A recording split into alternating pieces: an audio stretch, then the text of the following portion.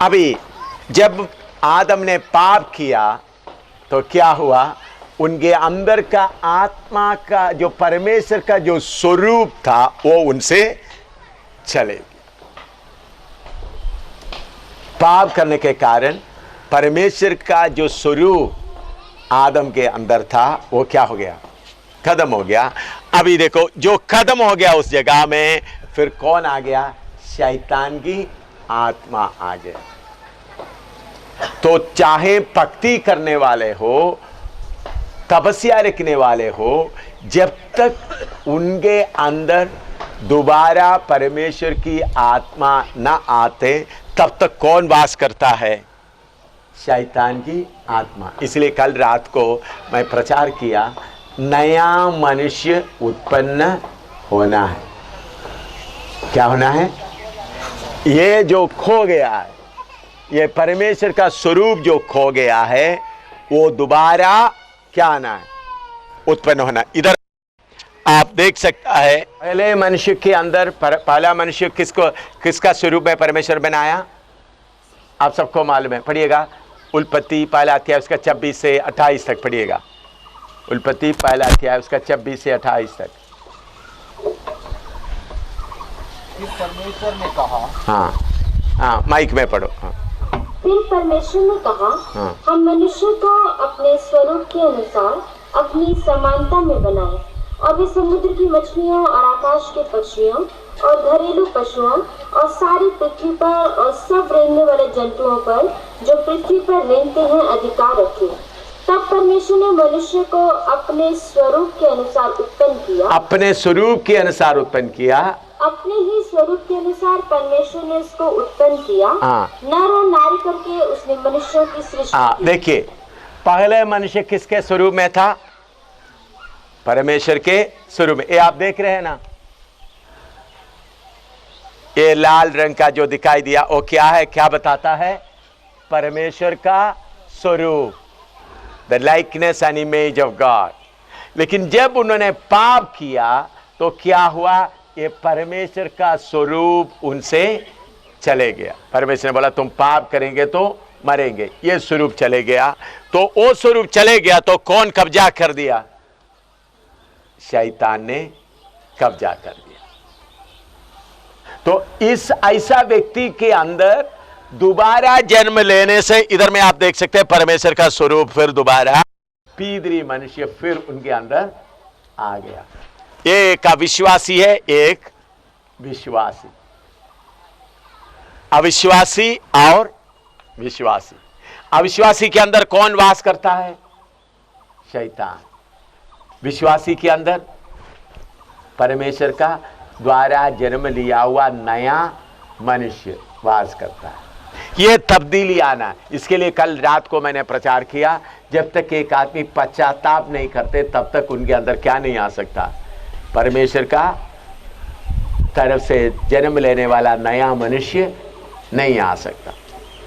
तो इधर में हम देखते वक्त दूसरा एक चीज इधर भी हम देखते हैं, शरीर, प्राण और आत्मा और शैतान की आत्मा, इसके बीच में शारीरिकता, ये देखा उन्हें सफेद रंग से जो दिखाई देता है, इसको फ्लश, अंग्रेजी में फ्लश कहता है। हिंदी में उसके लिए हिंदी बाइबल में शारीरिक शरीर करके लिखा है, लेकिन असली उनका तर्जुमा क्या है, शारीरिकता, या अंग्रेजी में उसको क्या बोलते हैं, फ्लैश। ये कहां से आया, या शारीरिकता हमारे अंदर का इच्छाएं, ये कहां से आया, इसको परमेश्वर ने नहीं बनाया, बल्कि इसका आरंभ तब हुआ जब आदम, इधर देखो, इस हव्वा के पास शैतान आया। हव्वा के पास शैतान आया तो हव्वा का आत्मा से संपर्क किया। शैतान भी कौन है, आत्मा है। हव्वा का आत्मा से संपर्क किया, उन्होंने उसके लिए जगह दिया, तो उन्होंने पूछा क्या ये फल तुम खा सकते हैं। पढ़िएगा उत्पत्ति 3 अध्याय उसका पहला पद से पढ़िएगा। यहोवा परमेश्वर ने जितने बनैले पशु बनाए थे, हाँ। उन सब में सर्पधूर्त था। हाँ। और उसने स्त्री से कहा, क्या सच है कि परमेश्वर ने कहा हाँ। कि तुम इस वाटिका के किसी वृक्ष का फल ना खाना? इस वृक्ष की कृषि बिल का देखिए, ऐसा एक सवाल पूछते समय में अच्छी तरह सुनिएगा, शैतान किसके अंदर में आया? सांब के अंदर। सांब के अंदर से कौन बात कर रहा है? शैतान। शैतान बात करते समय में हवा को बोल रहा था, तुम कौन है पूछने वाला? लेकिन हवा ने क्या नहीं किया? ऐसा नहीं बोला, पूछा तो वो बात को उन्होंने क्या कर दिया? स्वीकार कर लिया या सुन लिया। सुनने से शैतान के लिए, शैतान की आत्मा को इनके आत्मा में घुसने का एक मौका मिल गया। ये अभी ये बात जो बोलते हैं आप लोग अच्छी तरह थोड़ा यीशु मसीह के लहू की जय बोलते हुए अपने दिमाग को थोड़ा तैयार करें, ताकि ये बात आपके दिन में चले जाए, क्योंकि शैतान ऐसा ही आज भी ऐसा ही करता है। ये बात को नहीं पहचानेगा तो आप फिर इसी बात में फंस जाओगे। हालेलुया। प्रभु एक एक को समझने के लिए कुर्बान दे। यीशु का लहू की जय। आमीन। अच्छा सुनिएगा, सब इधर ध्यान से सुनिएगा, कैसा परीक्षा था। अभी दाहिने बाएं ना जाए। उधर में हव्वा के साथ किया हुआ शैतान अभी भी मनुष्य के साथ वही काम अभी भी कर रहा है। उद्धार पाए होंगे साथ, मेरे साथ, आपके साथ वही तरीका अभी भी इस्तेमाल कर रहा है। इधर आकर उन्होंने एक सवाल डाल दिया। क्या सवाल, क्या सवाल है पूछो। हाँ, पहला हाँ। क्या सच है कि परमेश्वर ने कहा कि तुम इस वाटिका के किसी वृक्ष का फल ना खाना? देखिए, इन्होंने एक सवाल पूछ रहा है, क्या सच है तुम ये वाटिका के सारे फल को नहीं खाना? उस वक्त हव्वा को क्या कर सकता था? पूछने वाला तुम कौन है करके पूछ बोल सकता था, नहीं सर है? लेकिन ऐसा जवाब देने के जगह में उनका सवाल को उन्होंने क्या कर दिया? स्वीकार कर दिया।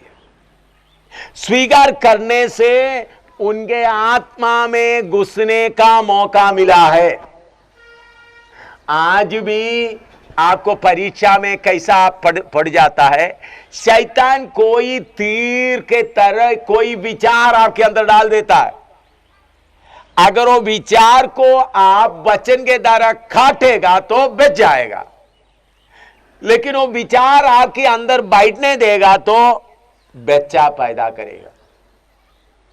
ऐसा सुन लिया? आपके दिमाग में क्या आता है?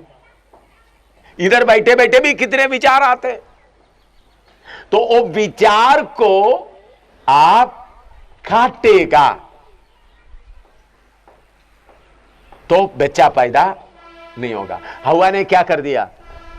विचार को अंदर आने दिया, जवाब दिया। हाँ, फिर हव्वा तू कौन है करके पूछने के जगह में जवाब दिया तो स्त्री ने सबसे कहा, हाँ, इस वाटिका के वृक्षों के फल हम खा सकते हैं? खा सकते हैं। देखो अभी उन्होंने उसका सवाल का क्या दे रहा है? जवाब दे रहे। तो उनके आत्मा में प्रवेश करने का मौका किसको मिल गया? शैतान को मिल गया। हाँ, और नीचे। पर जो वृक्ष वाटिका के बीच में है, उसके फल के विषय में परमेश्वर ने कहा है कि ना तो तुम उसको खाना और ना उसको छूना। देखो अच्छी तरह बात करना शुरू कर दिया। हाँ, नहीं तो मर जाओगे। नहीं तो मर जाओगे। हाँ, तब सर्प ने स्त्री से कहा, तुम निश्चय ना मरोगे। हाँ, अभी अंदर आ गया। बाहर के खड़ा होने वाला अभी किधर आ गया? अंदर आ गया। हाँ, निश्चय ना मरोगे। हाँ, परमेश्वर आप जानता है कि जिस दिन तुम उसका फल खाओगे उसी दिन तुम्हारी आंखें खुल जाएंगी। हाँ, और तुम भले बुरे का ज्ञान पाकर परमेश्वर के तुल्य हो जाओगे। हाँ। सो जब स्त्री ने देखा, तब स्त्री ने देखा। देखिए पहले किधर से शुरू हुआ? उनके आत्मा में। आत्मा में जाने के बाद किधर? प्राण में आ गया। बुद्धि कहां रहता है? निर्णय लेने का शक्ति किधर रखता है?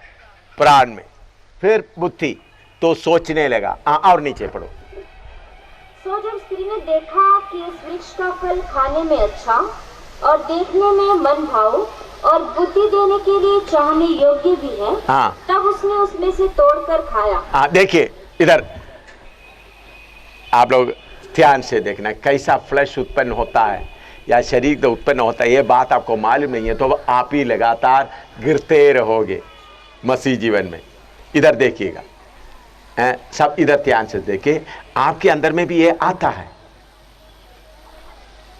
उन्होंने जब इस बात को कबूल कर लिया, अंदर शैतान को घुसने का मौका मिला, तो हवा के अंदर इतना प्रेरणा आ गया, उन्होंने फल तोड़कर पति को देकर खाने के पहले ही क्या कर दिया, क्या कर दिया, खाया।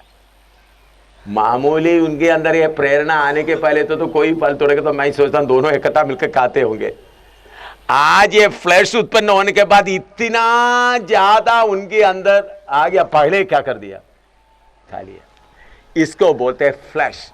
पढ़िएगा याकूब की पत्री पहला अध्याय उसका 12 से 14 तक पढ़िएगा। याकूब पहला अध्याय 12 से 14 तक पढ़िएगा। याकूब पहला अध्याय 12 से 14। धन्य है वह मनुष्य जो परीक्षा में स्थिर रहता है, हाँ, क्योंकि वह खरा निकलकर जीवन का वह मुकुट पाएगा जिसकी प्रतिज्ञा प्रभु ने अपने प्रेम करने वालों को दी है। जब किसी की परीक्षा हो तो वह यह न कहे कि मेरी परीक्षा परमेश्वर की ओर से होती है, क्योंकि ना तो बुरी बातों से परमेश्वर की परीक्षा हो सकती है और ना वह किसी की परीक्षा आप करता है, परंतु प्रत्येक व्यक्ति अपनी ही अभिलाषा से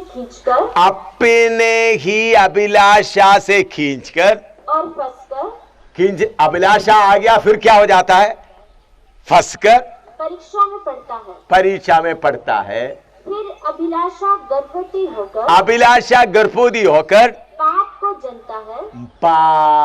को जन्मता है और पाप जब बढ़ जाता है, हाँ, तो मृत्यु को उत्पन्न करता है। देखिए हवा के अंदर क्या हुआ, शैतान ने ये बात बता दिया तो उनके दिल के अंदर विचार आ गया, विचार में गर्भवती हो गया। फिर किसको जन्म दिया है, पाप को। ऐसा जन्म हुआ है फ्लैश या शारीरिकता। इसी मुताबिक जन्म लिया है। परमेश्वर ने इसको नहीं बनाया, बल्कि ये किसका बच्चा है, बोलो, शैतान का बच्चा है। याद रखिए, मेरे अंदर भी शैतान का एक बच्चा है, आपके अंदर भी शैतान का एक बच्चा है। सुना, कितने लोग सुना हैं? आदम के द्वारा हम सबके अंदर फ्लैश या शारीरिकता का बच्चा है। तो ये बच्चा अंदर रहता है, बाप बाहर खड़े हो जाता है, शैतान बाहर खड़े हो जाता है। कोई एक बात का इशारा देते वक्त हमारे अंदर का बच्चा जाकर दरवाजा खोल देता है, बाप आप क्यों बाहर खड़े, अंदर आ जाओ। इसी मुताबिक हम इच्छा में फंस जाता है। समझ में आया? परीक्षा में क्यों पड़ जाता है मालूम है? इसलिए शैतान का बच्चा जो फ्लैश है उसको क्रूज पर लटका के रखना। ऐसा जो लटका के रखता है वही जय पाएगा। अभी बाहर का कोई एक, चलो कोई भाई औरत को देख लिया, औरत आदमी को देख लिया, तो अंदर का शैतान का बच्चा क्या बोलेंगे, वो दरवाजा खोल दो, दरवाजा खोल दो, जल्दी अंदर आने दो। बाप अंदर आ जाता है, फिर आपका इच्छा क्या हो जाता है, बढ़ जाता है। समझ में आया? ये बात सब लोग समझना। मैं एक शैतान की बच्चे के साथ साथ जीवन बिता रहा है, बहुत लोग ये बात ना समझते हुए फिर सोचते मेरे अंदर आने वाला सारे विचार पवित्र आत्मा का विचार है, मेरे अंदर आने वाला सारे बात पवित्र नहीं। भाई तुम किसके साथ चल रहे हो? किसके साथ चल रहे हो? शैतान का बच्चे के साथ चल रहा है। उसका नाम है फ्लैश या शारीरिकता। मेरे अंदर भी है, आपके अंदर भी है। प्रभु चाहता है ये शैतान की बच्चे को दबा कर रखने वाला परमेश्वर के साथ किधर जाएंगे? स्वर्ग में वास कर। इसलिए जय पाने वाला, जय पाने वाला, जय पाने वाला। तो शैतान का बच्चा किसके अंदर भी है? किसके अंदर है? मेरे अंदर। मैं आपको वचन सिखा रहा है, मेरे अंदर भी कौन है? शैतान का बच्चा है। समझ आया आपको? मेरे अंदर है तो आपके अंदर होगा। भाई मेरे अंदर भी है, आपके अंदर भी है। सब लोग ये समझना है। ओह नहीं, मैं शुद्ध हो गया, मैं बपतिस्मा लिया, यीशु को पहचान लिया, यीशु को तो ऐसा है तो पौलुस क्यों कहता है? पर गलाती 5:24 पढ़िएगा। पौलुस बोलता है, और जो मसीह यीशु के हैं, मसीह यीशु के हैं, उन्होंने शरीर को उसकी लालसाओं और अभिलाषाओं समेत क्रूस पर चढ़ा दिया। हाँ, शरीर को, उधर में शरीर लिखा है, असली में उसको लिखना है शारीरिकता या अंग्रेजी में फ्लैश। आप अपना बाइबल में शरीर और अभिलाषा के जगह में मार्जिन में वो ऐसा रहने दो, मार्जिन में लिखो शारीरिकता। क्या लिखो? इधर में लिखा है, देखिए शारीरिकता आपको दिखाई देता है। ये देखो, शारीरिकता, फ्लैश। ये बच्चे देखो, विश्वासी के अंदर शारीरिकता है, देख लो। ये विश्वासी के अंदर शारीरिकता है। मेरे अंदर है, आपके अंदर नहीं है तो भी मेरे अंदर है। भाई शारीरिकता मेरे अंदर है। इसको मैं क्या करके रखना है? इनको रोटी पानी नहीं देना। इनके बात को मानेगा तो ये क्या करेंगे? आपको क्या करेंगे? नरक की आग की ओर दोबारा खींच के ले जाएगा। इसे रोमी 13:14 पढ़िएगा। रोमी 13:14। वरन प्रभु यीशु मसीह को पहन लो। हाँ। और शरीर की अभिलाषाओं को पूरा करने का उपाय ना करो। शरीर की अभिलाषा, उसके लिए उधर भी लिखो शारीरिकता, अंग्रेजी में फ्लैश है। क्या लिखना है? शारीरिकता। शरीर की अभिलाषा के लिए क्या मत करो?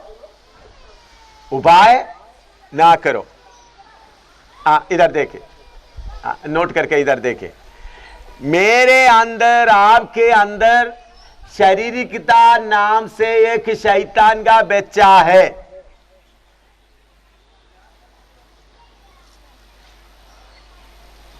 उसको आप खुला छोड़ेगा तो बाप के लिए दरवाजा खोल देगा।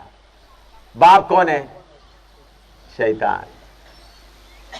तो इसलिए ये शारीरिकता या मनुष्य के अंदर में आने वाला अभिलाषाएं, इच्छाओं को क्रूस पर लटका के रखना या उनको जेल में डाल के रखना। अभी समझ लो, मैं इसको जेल में डाल के रख दिया, शाम को थोड़ा सा खोलेगा तो क्या करेगा? पेट भरकर खाकर फिर मुझे थग्गी दे देगा। तो हमेशा जो लोग फ्लैश को, शारीरिकता को दबा के रखता है, वही क्या पाएंगे? जय पाएंगे। इसलिए पौलुस बोलते हैं, 1 कोरिन्थी 9:27 पढ़िएगा। परंतु मैं अपने देह को मारता कूटता, अपना देह को, उधर में भी शारीरिकता आना चाहिए। हाँ, हाँ, और वश में लाता हूँ। वश में लाता हूँ, ऐसा न हो कि औरों को प्रचार करके औरों को प्रचार करके मैं आप ही किसी निकम्मा ठहरूं। हालेलुया।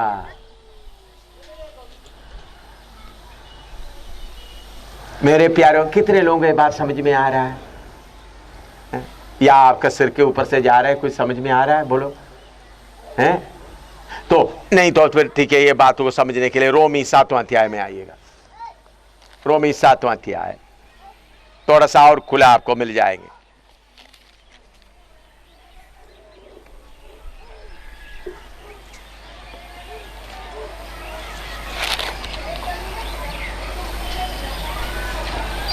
चौदह आयत से पढ़िएगा।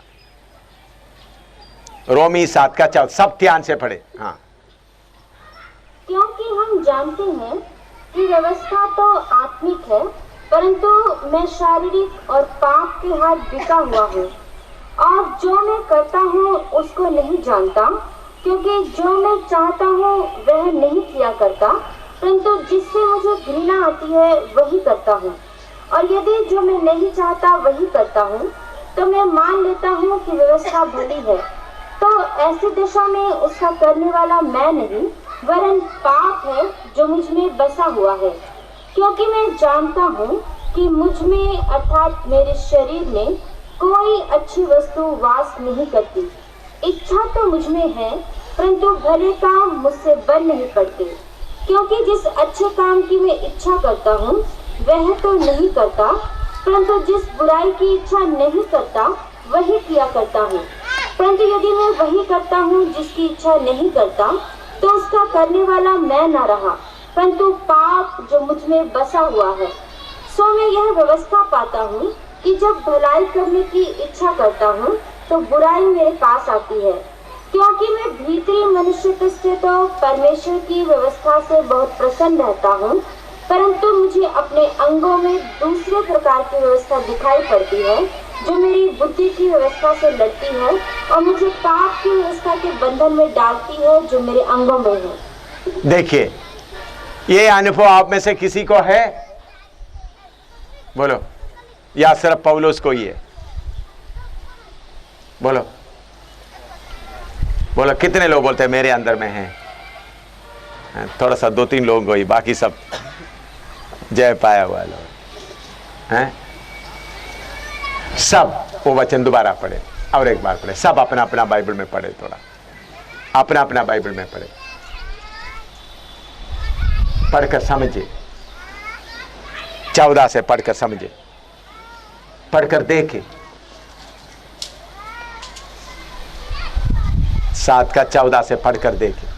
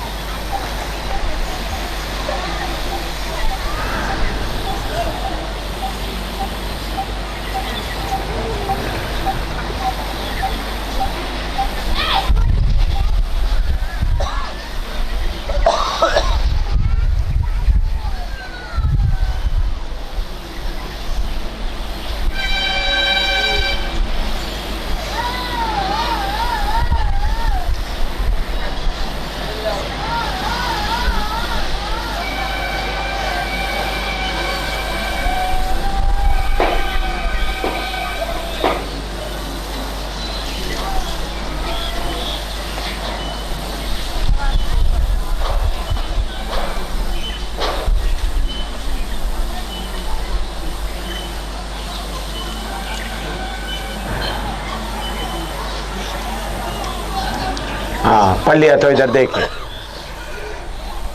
मेरे प्यारों। अगर आप माने ना माने, सारे विश्वासी लोगों के अंदर, सारे प्रचारकों के अंदर, बहुत बड़े बड़े प्रचार के अंदर भी ये शारीरिकता फ्लैश है।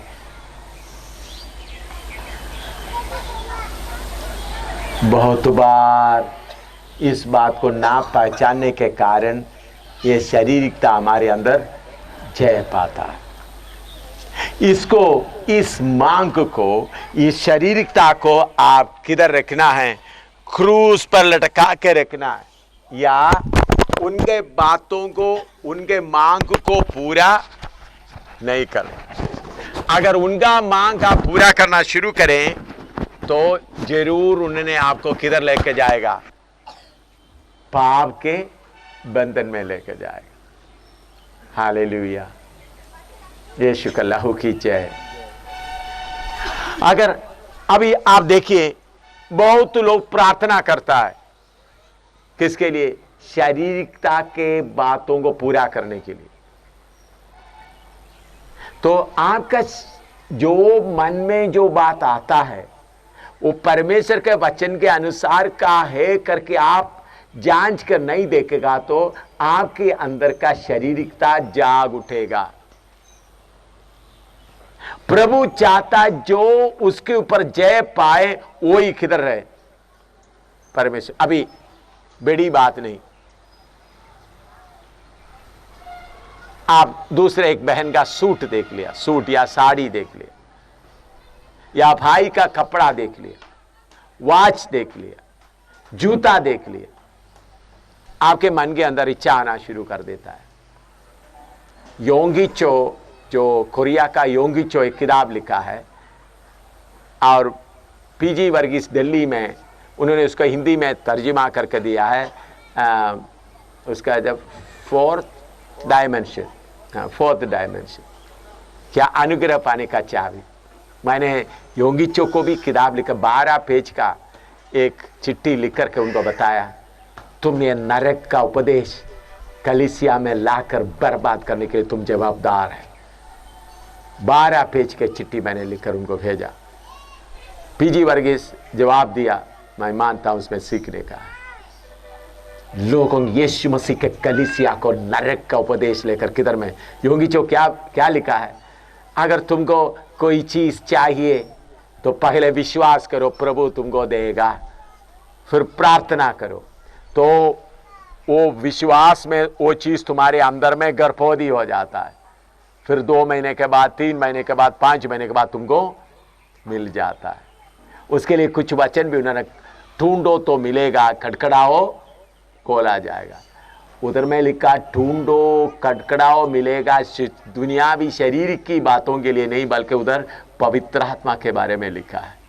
किसके बारे में लिखा है? तो वचन को ये बड़ा पादरी, मैंने बोला तुम सुअर, क्लियरली लिखा है तुम पिग, ये सुअर का उपदेश लाया है। 12 पेज का मैंने लिखकर भेजा है। यीशु मसीह के कलीसिया को क्या है, वो बहुत पादरी लोग भी वो पढ़कर प्रचार कर देता है।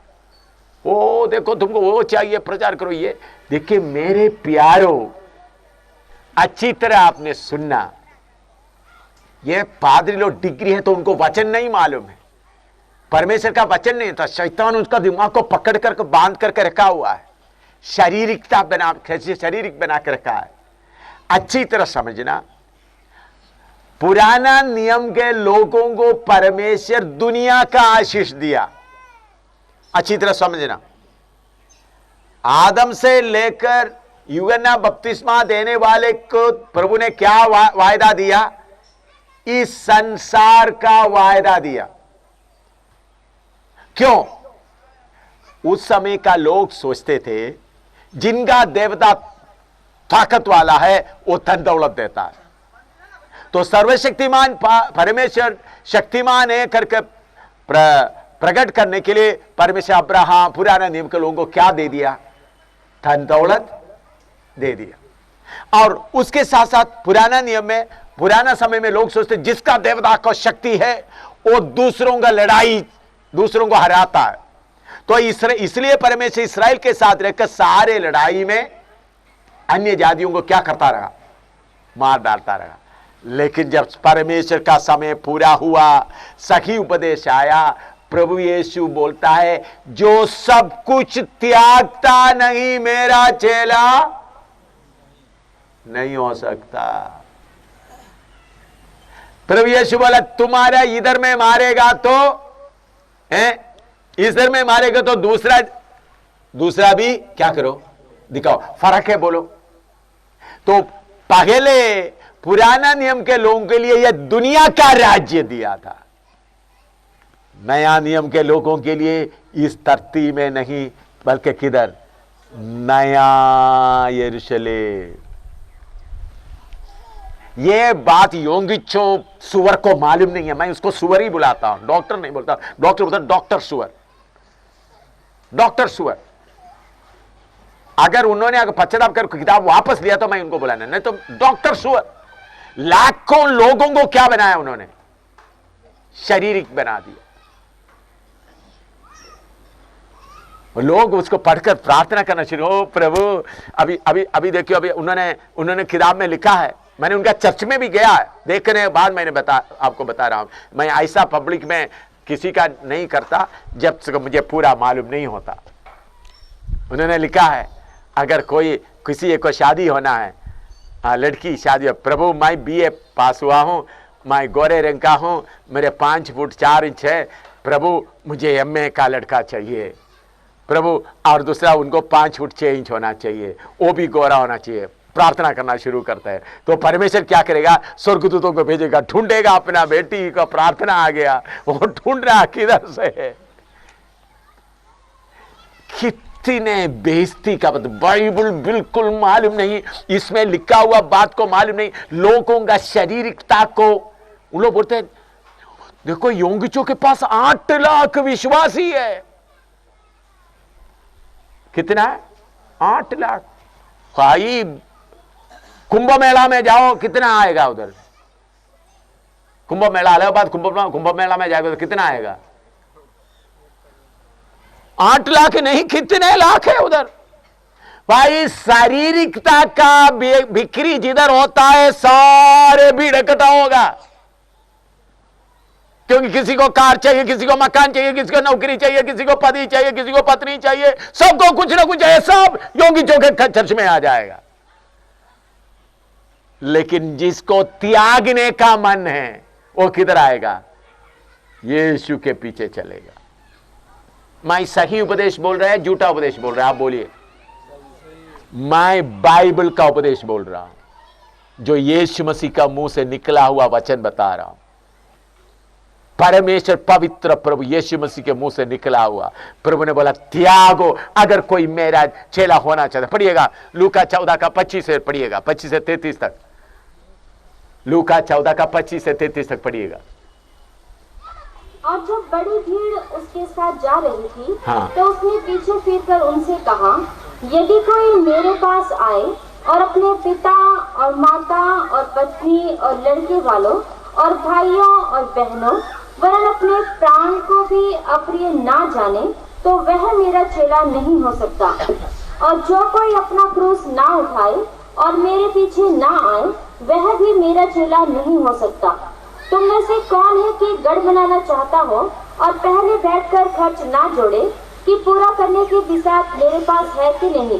कहीं ऐसा ना हो कि जब नेव डालकर तैयार ना कर सके तो सब देखने वाले यह कहकर उसे ठट्ठों में उड़ाने लगे कि यह मनुष्य बनाने तो लगा पर तैयार ना कर सका। या कौन ऐसा राजा है कि दूसरे राजा से युद्ध करने को जाता हो और पहले बैठकर विचार न कर ले कि जो 20,000 लेकर मुझ पर चढ़ा आता है, क्या मैं 10,000 लेकर उसका सामना कर सकता हूँ कि नहीं? नहीं तो उसके दूर रहते ही वह दूतों को भेजकर मिलाप करना चाहेगा। इसी रीति से तुम में से जो कोई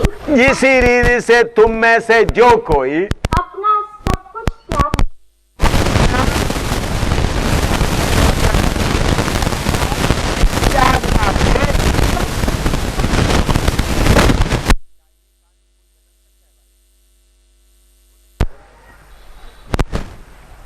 भाई मसीह जीवन पाने का जीवन नहीं बल्कि क्या है? छोड़ने का है। जब आप प्रभु में आया छोड़ना शुरू हुआ, छोड़ते छोड़ते छोड़ते छोड़ते छोड़ते सब कुछ त्यागे। ऐसा लोग ही किधर जाएंगे? परमेश्वर के राज्य में प्रवेश होंगे। अब एक लड़की प्रार्थना कैसा करना चाहिए शादी के लिए? प्रभु अगर मैं शादी करना तेरा मर्जी है तो जिनके साथ शादी करना आप योग्य समझ से उनको मेरे सामने लाए, चाहे वो अंधा हो, चाहे लंगड़ा हो, चाहे अनपढ़ हो। अगर आप उनको मेरे लिए चुना है तो उनको शादी करने के लिए मुझे मन दे। यह है सही प्रार्थना, यह है वचन के अनुसार प्रार्थना। योंगिचो सुअर का प्रार्थना, डॉक्टर सुअर, उनका प्रार्थना क्या है? लड़की को प्रभु के सामने लिखकर देख लो। उनका किताब शायद आपके हाथों में भी होंगे, उसके अनुसार आप शायद प्रार्थना भी करते होंगे, शायद आज तक भी उसी के लिए प्रार्थना करते होंगे। अभी कार चाहिए या स्कूटर चाहिए, ओ प्रभु मुझे स्कूटर चाहिए, बजाज या रॉयल एनफील्ड है। ये सब नरक का उपदेश। ये शुक्र कलीसिया जो उड़ने वाला कबूतर है, कबूतर को क्या बनाता है? उन लोग सुअर बनाता है। उड़ने वाला कबूतर को क्या बनाता है? मनुष्य का शारीरिकता के बात के ऊपर उनको बाइबल मालूम नहीं है। बोलेंगे डिग्री है, लेकिन बाइबल का उपदेश मालूम नहीं है, यीशु मसीह का उपदेश उनको मालूम नहीं है। मेरे प्यारों, मैं आपको प्रेम से बताता हूं, मुझे डॉक्टर योंगिचो मेरा कोई नहीं है, लेकिन उन्होंने इतना लाखों लोगों को डुबा रहा है, वो देखकर मैं हर जगह, अमेरिका में भी उसके बारे में प्रचार करता हूं। हर जगह में कितने लोग उनके खिलाफ मेरे सामने ही लाकर जलाया। कितने लोग, कितने पास्टर लोग बोलता था हम ये किताब रखकर प्रचार करते, वो मेरे सामने फाड़ कर जलाते थे। हमने अभी तक इस किताब लेकर का प्रचार करता। केरला में भी कितने पास्टर लोग प्रचार करने वाला फोर्थ डायमेंशन लेकर मेरे सामने ही जला दिया। हमने सोचे वचन के अनुसार है, हम भी ऐसा ही प्रार्थना कर रहे थे, हमारा विश्वासियों को भी ऐसा प्रार्थना करवाते थे। अभी मालूम हो गया अब कितना गलती कर दिया। मैंने बोला वचन के अनुसार वापस आ जाओ। जब हम फिलीपींस में गया, कम से कम कम से कम कितने किताबें इकट्ठा लाकर जलाते हुए देखा। बोला अभी हमारा ये किताबें हमारे पास में, ये जहर हमारे पास में नहीं रहे। मेरे प्यारों, हमारे अंदर शारीरिकता है, डॉक्टर शारीरिकता। सुअर के जगह में उनको दूसरा नाम देखते हैं, डॉक्टर फ्लैश। डॉक्टर फ्लैश सारे लोगों को शारीरिकता का इच्छा बढ़ाता है। क्या बढ़ाता है? शारीरिकता का इच्छा बढ़ाता है। मेरे प्यारों, हमारा प्रभु ने दिया हुआ उपदेश क्या है? प्रभु ने दिया हुआ उपदेश मत्ती सुसमाचार हालेलुया 7 का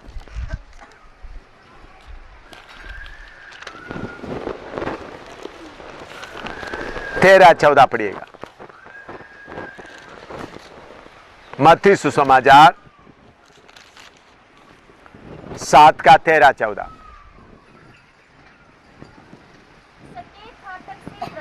सकेत फाटक से प्रवेश करो, क्योंकि चौड़ा है वह फाटक, हाँ और चाकर है वह मार्ग जो विनाश को पहुंचाता है, हाँ और बहुतेरे हैं जो उससे प्रवेश करते हैं। हाँ क्योंकि सटीक है वह फाटक, हाँ और सकरा है वह मार्ग हाँ जो जीवन को पहुंचाता है, जीवन को पहुंचाता है, और थोड़े हैं जो उसे पाते हैं। थोड़े हैं उसे पता है। सब लोगों बाइबल, अपना बाइबल लेकर के उसको थोड़ा पढ़कर देखे। प्रभु का आज्ञा क्या है?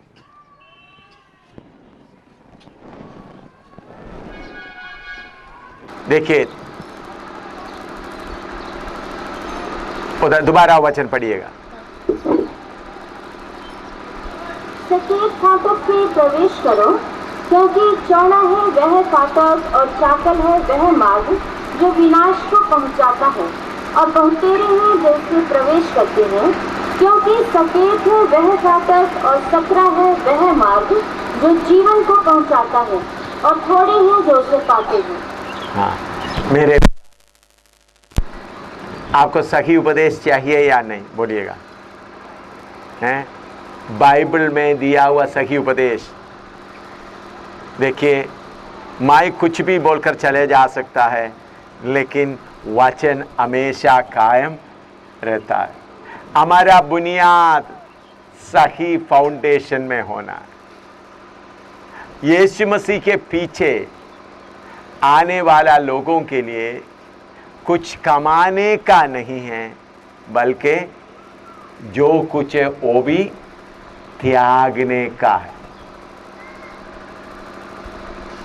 जो कुछ है वो भी क्या करने का है। ऐसा ही लोग ही स्वर्ग राज्य के लिए योग्य होगा।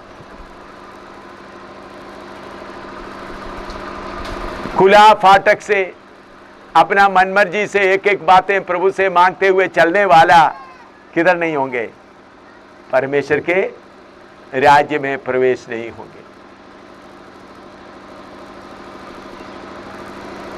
मैं आपको समझाने के लिए एक छोटा सा उदाहरण मैं कुछ जगह में भी दिखाया है। सफेद फाटक में से जाना या तंग रास्ते में से प्रवेश करना, उसका मतलब क्या है। हमारे अंदर में जो इच्छाएं हैं, दुनिया की चीजों के लिए जो इच्छाएं हैं, दुनिया की धन दौलत के लिए को इच्छा है, वो एक एक करके क्या करना है, बोलो, छोड़ना है। हम बपतिस्मा लिया, पवित्र आत्मा पाया, लेकिन फिर भी हमारे दिल के अंदर में बहुत इच्छाएं छुपा हुआ है।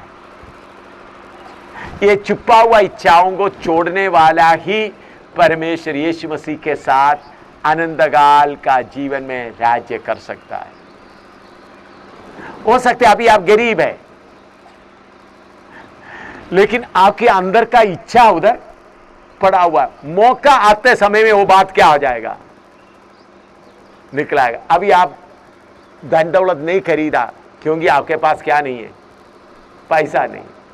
जब पैसा आएगा तब देखेगा, प्रभु की सेवा के लिए खर्च करेगा या अपने लिए कमाएगा।